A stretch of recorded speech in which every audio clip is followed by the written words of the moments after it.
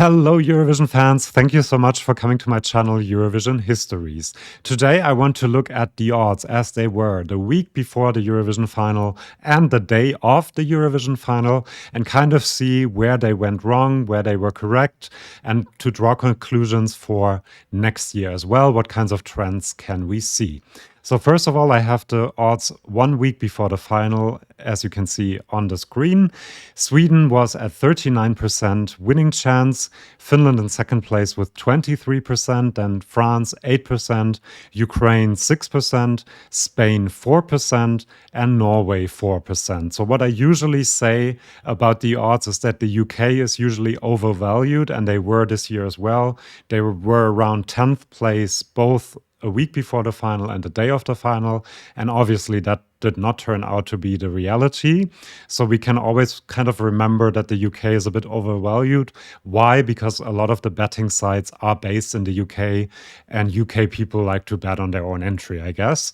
And then another thing is that the country that did well the year before is a bit overvalued the next year. And we can clearly see that here, that Ukraine is slightly, not a lot, but slightly overvalued because obviously they won last year with a giant televote total.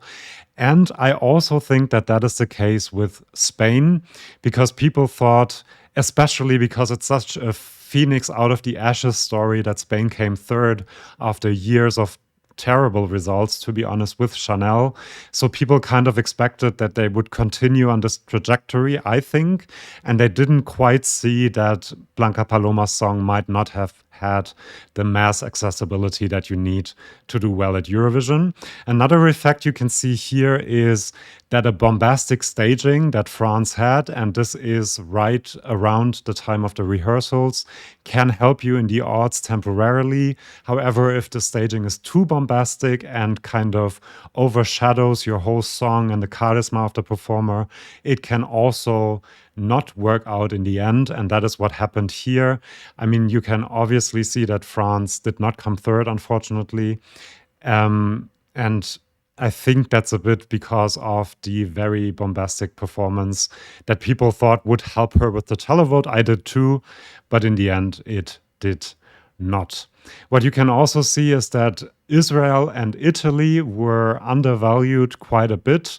Israel went up later on in the odds, and Italy went up during the night of the final because his performance was really, really good, I think.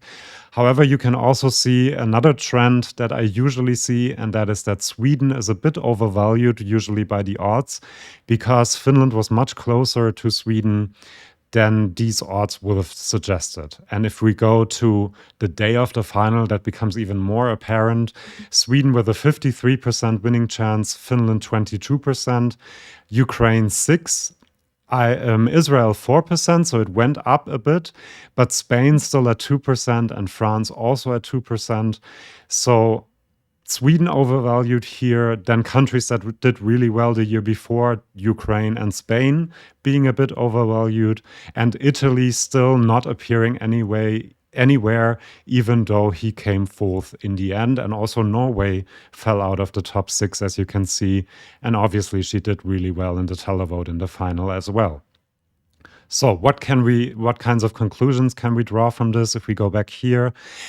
Don't go with the trend of the latest rehearsal, kind of look at the song and at everything, and also whether the rehearsal is just bombastic or actually works.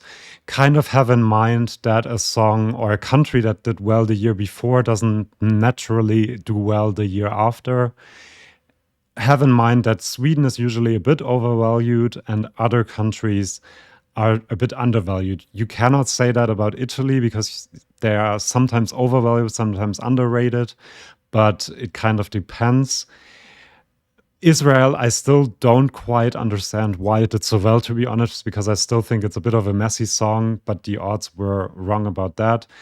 And again, Ukraine also being overvalued, but we all didn't know what was going to happen with Ukraine in the end. So these are my kind of 2 cents that I could draw from the odds. Again, they had most of the top 5 kind of correct. They had Sweden and Finland in the right position even. They got the winner correct, obviously.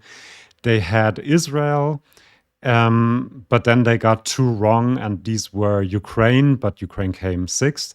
But they were completely wrong about Spain and France, who came 16th and 17th. And Italy was, I think, ninth in the odds the day of the final. So this is what I found out, kind of. And this video is a bit also for me to watch before I do my odd updates for next year, kind of to know about these trends and have them in my mind when I make more odds updates next year. Please subscribe to my channel if you don't want to miss that, and I'll see you for my next video. Bye bye.